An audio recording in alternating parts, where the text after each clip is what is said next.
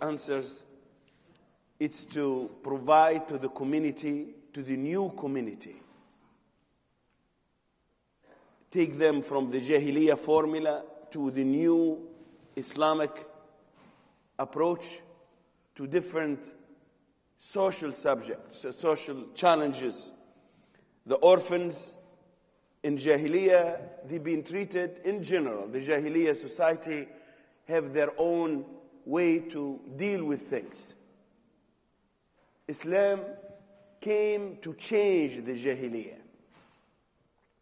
And this change started from the belief, from rejecting the shirk and establishing the tawheed, to change the behavior of the person.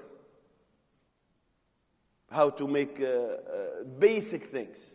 Even the way that we eat, the sleep, the way that... so it's a life, way of life. And you cannot say, I believe in Allah truly, and you keep your social laws and business law and everything Jahiliyyah things. Either you take it all or you don't. So you cannot say, I believe in Allah, I reject the shirk, and you still follow the Jahiliyyah rules when it comes to the orphans. So all these rules are very important, because these are the signs of the big change. So the way that the orphan used to be treated in before Islam, it's not accepted from Islam. So the way of life, if doesn't change after we said, La ilaha illallah Muhammad Rasulullah, we didn't do much. So this is why Abu Dharr al-Ghifari radiyallahu anhu, he said, كان رسول الله صلى الله عليه وسلم يملئنا يفرغنا ويملئنا. He used to empty us from Jahiliyyah and put Islam. And this is take time, but have to be progress. You cannot come and start praying and everything and nothing change in our lives. The same rules, the same ways, the same way to make money, the same way to deal with people, the same. You cannot. Because the tree have to give fruits. And the fruit that our life will change. Or our rules will change. So one of them, how to treat the orphans. Very sensitive subject for them. The Muslim, they cannot treat the orphans the Jahiliyyah way. Why the orphans? These are the weak element of the society. Orphans, women, as you're going to see here, the marriage, all of this have to be changed with after you say La ilaha illallah Muhammad Rasulullah. So yesterday Allah talked about the orphans. And the orphans very sensitive until today. A lot of Muslims today, by names, they still treat the orphans the same way as Abu Jahl used to treat the orphan and the mushrikeen. Like nothing changed. Taking advantage because they have no adult to protect them. And if the community doesn't protect the weak element in it, we have problems. We're still closer to Jahiliyyah than to the Islam. So this question, the second question, so this is yesterday Imam Mesh talked about it. Now another question in ayah number 221, Allah subhanahu wa ta'ala is talking about the marriage. Who to marry and who not to marry. And this ayah revealed because there is story behind it. There is one of the muhajirin, Rasul sallallahu alaihi wasallam, he sent him. So his name,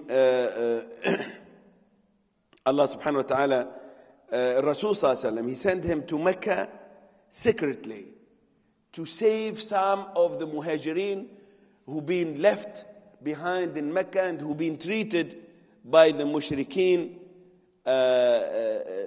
badly. So he has a mission. And the mission by the Prophet sallallahu alaihi wasallam, go to Mecca, don't let anybody know, bring these people and bring them to Medina, save them. So his name is Murthid ibn Abi Murthid, and his name, this is a nickname, he named his father, named Kannaz ibn Husayn. Kannaz, he go to the mission. When he entered Mecca, before in Jahiliyyah, he used to know this woman. and he have a relation with her. He loved her and different things, and has no marriage. It was haram relation in Jahiliyyah. Once he went to Mecca, she came to him. He said, what happened? You know, we used to have to know each other, and then in Jahiliyyah. He said, no, I am Muslim now. I don't have this haram relation. She told him, okay, marry me. He said, I have to ask the Prophet ﷺ, am I allowed to marry you? You still mushrik. So he went to the Prophet ﷺ, and this ayah revealed.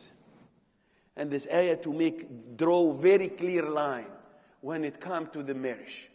And the ayah said, it's very, of course, powerful ayah, very clear, stopped and practice and differentiate between, as a Muslim, Allah said in the beginning of the ayah, وَلَا تَنْكِحُ الْمُشْرِكَاتِ حَتَّى يُؤْمِنْ. You're not allowed to marry any mushrika until they accept the faith and become min al-mu'minat. There is no discussion. He said, I will never marry you until you become a Muslim. So this is the ayah. And this is, of course, Allah subhanahu wa ta'ala explain why you don't marry somebody mushrik. Explain the reasons. And this is bring us, of course, to the criteria who we have to marry and not. So the ayah said, Allah said, وَلَأَمَةٌ مُؤْمِنَةٌ خَيْرٌ مِّن مُشْرِكَةٍ وَلَوْ أَعْجَبَتْكُمْ. To marry Amma. And Amma has two meanings. A woman, Amatullah, means like you say Abdullah, all of us, Ibadullah. Or specifically means the slave woman. To marry the slave woman that has no status socially, better than to marry a mushrika that has a great status and wealth and everything. Very clear. Allah said in the Quran, to marry Amma, mu'mina, better than mushrika, وَلَوْ أَعْجَبَتْكُمْ. Even if you like her, you like the mushrika. So here Allah draw the line very clear. A mu'mina with less status, because the mushrikeen, of course, they married there as the four reasons why the people married in Jahiliyyah. They married تنكح المرأة لأربع لمالها وجمالها وحسبها ونسبها. That's the four. This is the four. So people, they get married because either because of the look, somebody beautiful, or the wealth, has a lot of money, doctor, lawyers, you know the status that we have, or the family, very famous family, hasab, and also nasab, similar things. And you can marry it for a deen and manners and akhlaq. So Rasul sallallahu alaihi wasallam, he was teaching the Sahaba what you look for. And this is teaching them to have the right characteristic when it comes to the marriage. And for the young people who are going to get married, you have to listen. We had class training a few months ago, 2 months ago, if anybody was there. Who's don't marry? Who's the one that you don't marry? What women you don't marry? What men you don't marry? Based in counseling and the risk that you have. Just to tell the young people, we have a lot of young people, be careful to don't put a characteristic. One young man, with this is, of course, for some people is sensitive. But say a young person, religious guy, very nice person. They come to me many weeks ago, and they say, I want to get married, and I find this woman. We talking. I told him the criteria, what the Rasul sallallahu alaihi wasallam, what you have to look for, and everything. And he said, no, I have her picture. Can I show you? Yeah, show me. Pictures can tell you a lot of things. Not everything, but can tell you a lot of things. When you look to this young man and you look at the picture that she showed me, you see no connections. I expect at least to show something, has the minimum, as everything wrong. From the look, from the picture, from the way that this person And it shocked me a little bit.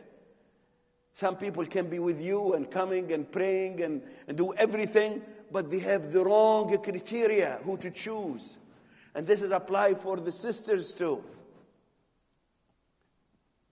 Very good sister, nice practicing. When you see who the people choose, you'll be a little bit, Allahu A'lam about the hearts. But نحن نحكم بالظاهر والله يتولى السرائر. Rasul sallallahu alaihi wasallam said. We look from what we see. If somebody, everything it's about showing off, is everything about this, we have problem. We have problem. How to choose. The way that you choose your wife, the way that you choose, it's tell us more about either your understanding or your even sincerity in the religion. So this is why Allah said, وَلَوْ أَعْجَبَتْكُمْ. Even if you like her, it's not the best choice for you as a believer. And Allah subhanahu wa ta'ala said, because the mushrikat, the non-practicing Muslims, يدعو إلى النار. يدعون إلى النار. As Allah is going to say that. So Allah subhanahu wa ta'ala said, وَلَا تَنْكِحُوا الْمُشْرِكَاتِ حَتَّى يُؤْمِنْ وَلَا أَمَةٌ مُؤْمِنَةٌ خَيْرٌ مُنْ مُشْرِكَةٌ وَلَوْ أَعْجَبَتْ مُشْرِكَةٌ وَلَوْ أَعْجَبَتْ. So Allah, and there is many of the Sahaba, Rasul sallallahu alaihi wasallam sometimes, and sometimes Umar ibn Khattab. Umar ibn Khattab, he stopped many marriages. Many for the Sahaba. He said no. Marriage from non-Muslims, and some of them are from people of the book. He said, it's not enough to be, because we're going to see the ayah. This ayah revealed in Surah al-Baqarah. And there is ayah revealed in Surah al-Nisa after that. The talk, it's permissible to marry the woman of Ahl al-Kitab. Al-Mu'miniyah. So some Mufassirin said, this ayah, it's upgraded mansukha. Some of them said, no, this ayah is general, talking about al-mushrikat in general, and the other ayah specifically. So Umar al-Khattab, why he interfere and say, don't marry this woman? Because Allah said, al-muhsanat min ahli al-kitab. So not anybody from the people of the book have to be. He said, I don't want the Sahaba to marry mumisat, women who's not, a'udhu billah, they're not good. You cannot marry somebody, even though it's permissible. But he interfered to some of the Sahaba. He said, no, I'm not going to approve this marriage. He said, why? Allah said it's permissible to marry the people of the book. He said, not any people of the book. You are Sahabi, and you marry somebody that her manner, her akhlaq, has haram relation and do things. Umar ibn Khattab interfered. He said, I know the ayah, I know the permission, but I'm going to interfere. And we're going to talk about marrying non-Muslim in non-Muslim land. They call it Dar al-Harb. Some of the ulama said it's not permissible to marry even people of the book in non-Muslim land, because most probably the children, they're going to grow up non-Muslims, and the statistics prove it. So we don't take this ayat just lightly. They are very, very serious, because the marriage is not only for you. And this is what I told the young man. I told him, look always for somebody, man or woman, look for somebody who's better than you. If you marry somebody that you like only for you, and you forget your children, future children, he or she will ask you, why you choose this person to be my father? Why you choose this person to be my mother? Because you like it? What about me? As a young, going to be raised by a person that he's not practicing a father. So our children going to ask us. This is why the young man who came and his father came to complain to Umar ibn Khattab. He said, my son is not listening to me 100%. Umar ibn Khattab, radiallahu anhu, he called the young man.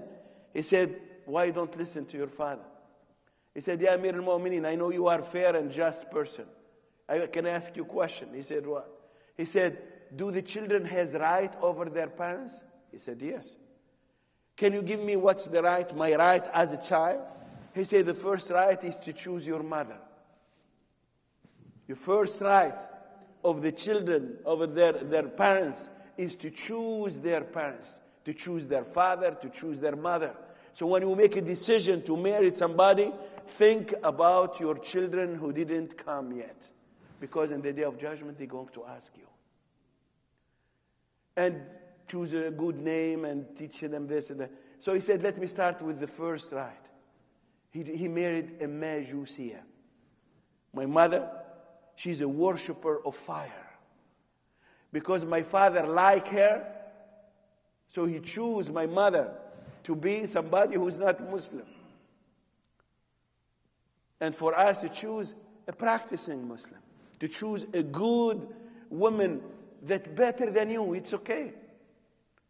Choose a man that it's better than you, because you want to, something is better. So Allah subhanahu wa ta'ala taught the Sahaba and changed their measurement, how to choose women. وَلَا أَمَةٌ مُؤْمِنَةٌ خَيْرٌ مِّن مُشْرِكَةٍ وَلَوْ أَعْجَبَتْكُمْ قال وَلَا تَنْكِحُوا الْمُشْرِكِينَ. Now came to the same things for women. Don't marry the mushrikeen. It's very clear. It's not permissible to marry somebody who's mushrik. Somebody who doesn't believe in Allah subhanahu wa ta'ala. قال ولا تنكحوا المشركين حتى يؤمنوا, until they become مؤمنين. ولا عبد مؤمن خير من مشرك ولو أعجبكم. The same rules apply for men and women. Don't marry a mushrik. And a abd could be a person or could be a slave. That mu'min is better than mushrik, even if you like this mushrik. And this is also, of course, this is the rulings, but we're going to say how to facilitate this. Because sometimes we make the halal very difficult. We make the halal this criteria that our parents, and they put it. And they are praying in this, and they put stricture for them. If the guy is not a doctor or lawyer or engineer, what else the other, we're not going to accept it. I don't care about how the iman and the faith and the Islam and the akhlaq and the practice, and I have the stats first. And we deal with this every single day. The parents, they made it difficult for their children to choose the right person. Why? Because Jahiliyyah is still stuck in their mind. Allah said, وَلَا عَبْدٌ مُؤْمِنٌ خَيْرٌ مِّن مُشْرِكٍ وَلَوْ أَعْجَبَكُمْ. Even if you like. So قال حتى يؤمن ولا عبد مؤمن خير من مشرك ولو أعجبكم. What Allah, look, Allah subhanahu wa ta'ala said, أولئك يدعون إلى النار. The mushrik, the person who is not practicing in the deen in general, they invite you to the nar, to Jahannam. How? Through their behavior. A mu'mina, it will wake you up for Fajr to pray. A mu'min, it will help you to come closer to Allah subhanahu wa ta'ala. A mushrik, even if nice, even if they say it's very nice, but he's not going to encourage you to come closer to Allah subhanahu wa ta'ala. And directly, they discourage you to. There is one sister talk about she went to marry somebody, and they told her, look, imagine you are Ramadan, and this person, he's Muslim, but he's not practicing. And she loved this man. They know him for a long time, and they love him. I told her, subhanallah, and she listened. And the brother, the same, the first story, he said, after I talked to him, he said, this is a page, I turn it. It's after this meeting, it's come out from my mind. He's, mashallah, follow the advice. And the sister, I told her, look, imagine this person who doesn't fast Ramadan. Imagine your children, young, your children, grown up in the month of Ramadan, and their father is not fasting. Their father is not praying. Well, how are you going to answer them? When they tell you, why, mother, you choose this? You want to teach your children how to practice, to fast, and to pray, and their father, who you choose freely, doesn't practice the religion? She said, I never thought about this. I'm thinking about now. No. You have to think about the future. You have to think about your children. And you have to think about yourself. We are weak human beings. Allah made the marriage so we can help each other to be a better Muslim. So your wife, your husband have to be a source of empowerment and encouragement to you. Somebody said to me, oh, she's too religious for me. Don't say too religious for you. Say Alhamdulillah. And be as religious as she is. Maybe Allah loves you. And Allah sends you because the good wife or the good husband is a gift from Allah subhanahu wa ta'ala. Absolutely. So maybe Allah subhanahu wa ta'ala, maybe you did something good in your life and Allah give you this gift. A righteous wife or a righteous husband. So don't let shaitan make you reject the gift that Allah give it to you. So Allah subhanahu wa ta'ala said the dangers that يدعون إلى النار. قال ولو أدعوك والله يدعو إلى الجنة. Allah wants you to go toward the Jannah, not toward الجنة والمغفرة بإذنه. And this is refer to the Sahabi. Used to do haram in Jahiliyyah. Allah, you come here, you come to Islam, why your heart still attached with the haram?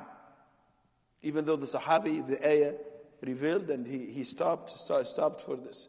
So don't, قال والمغفرة بإذنه ويبين آياته للناس لعلهم يتذكرون. And this is a clarification to the people. They may reflect and they may remember and start making the right choice. So quickly when it comes to, this is a counseling things. We have something, we call it it's pre-marriage, part of the pre-marriage counseling. We call it risk analysis. Risk. And encourage everybody, don't get married without come and do this. I know most of you married, alhamdulillah, I'm not the young people who are hiding there. Don't marry without pre-marriage counseling. And don't do pre-marriage counseling without risk analysis. What's risk analysis? This is, you study the situation and you see if this is going to work or not. And almost is a science, almost. So if you come, I can listen, ask you a few questions. And we said that this is how high the risk is. How we do this. We do this, we have something, if you Google it, I'm giving you a talk about it before. You put in Google the risks of marriage. What's make marriages fail? They're going to give you, depends about the study, between 12 and 13 major risks. The first one, the history of marriage before. Very, very important. And the second one is culture and religion. This is non-Muslim study. And when we say culture or religion, start with the religion. Somebody say, oh, she's Muslim, he's Muslim. That's it. So we're not talking about mushrikeen. It's not enough. Why? Because when I say religion, it's come other sub-questions. Sometimes say, oh, she's Muslim, she's Muslim. There is other things under this. How important the religion to the person? You marry somebody Muslim, religion is secondary. Culture, everything, and the religion come after that. The understanding and the level of marriage. If somebody said hijab is not important for me, and I have a case, I saw them the beginning. I know the young boy. This is a few years ago. And the girl, she said, the boy, he grew up in an Islamic family. But he met this girl who doesn't wear hijab. Of course, this is, I'm talking here about how to make this, to see the risk is coming. She grew up in a family, she could be better. I will not judge people, be careful. Could be somebody better than me and him, and I told him. But from as risk analysis, you grow up, the hijab is essential in your home. And now you're going to marry somebody without hijab. Did you talk about this? I said, he said, yeah, we like each other and everything. Guess what? After a few months, I see the guy. How things going? He said, Wallahi, I tried to ask her for hijab, and she didn't want to. I told him, did you talk about the hijab before? He said, no. So now you're going to change the rules after the game already started. You cannot. You're not guaranteed. And for me, he asked for a hijab. At the time, they have other problem, but he used the hijab as an excuse. Because what they do, people in the marriage, they go to the strong, when it's fight, you go to the comfort zone. So we have other problems. I'm going to bring the weakness and use it against her. This is how the problem started. So from the beginning, or you say the guy, he's not practicing, and around. From the beginning, choose the person that fits with your criteria.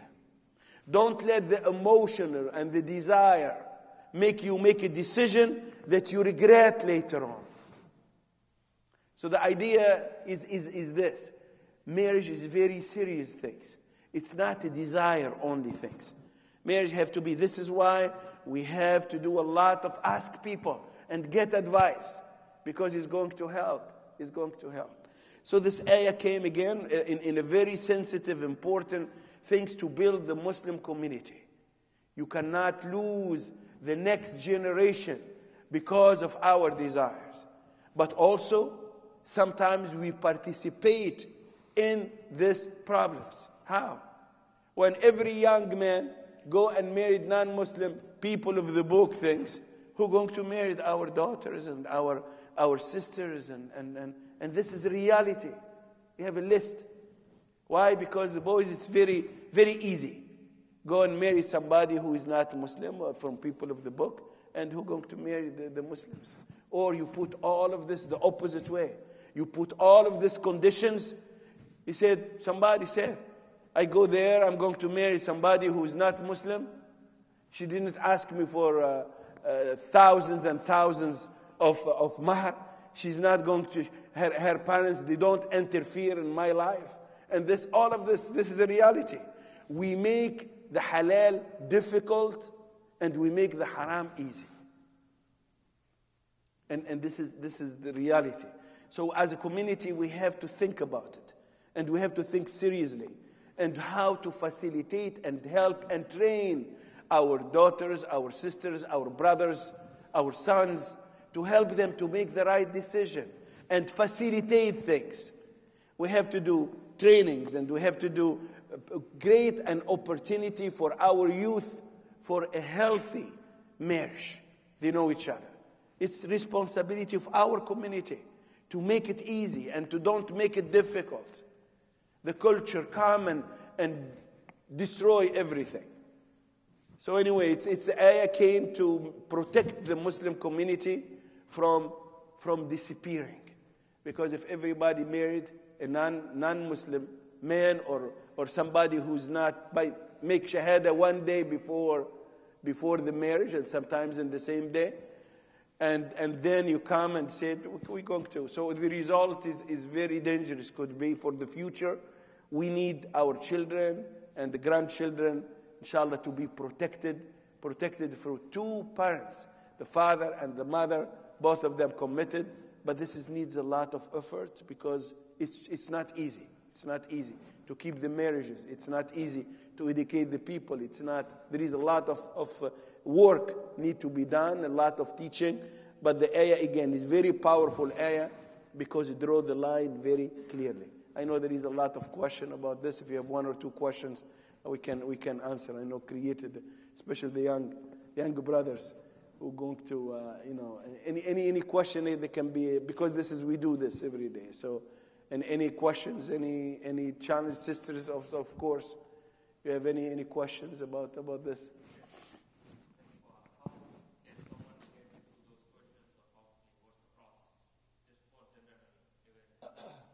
How to benefit? You can go.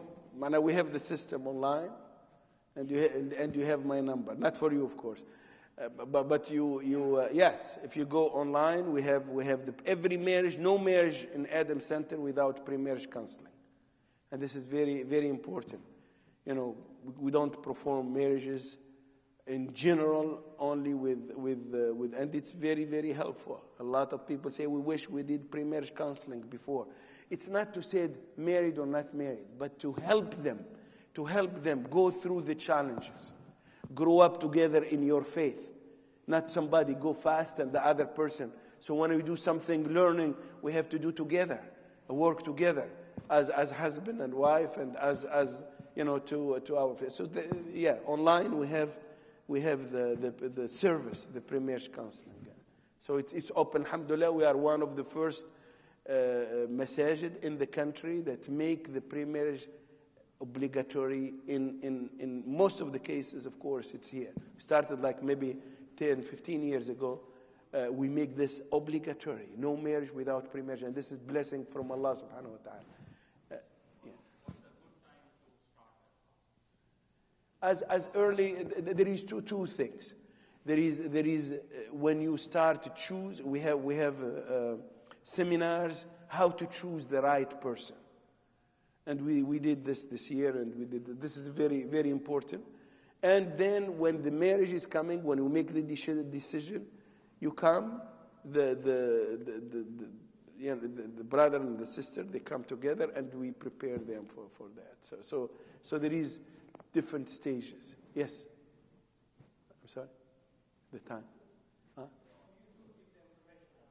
Yes. Yeah. Okay, Jazakumullah khair. Alhamdulillah. Any other question? Any things?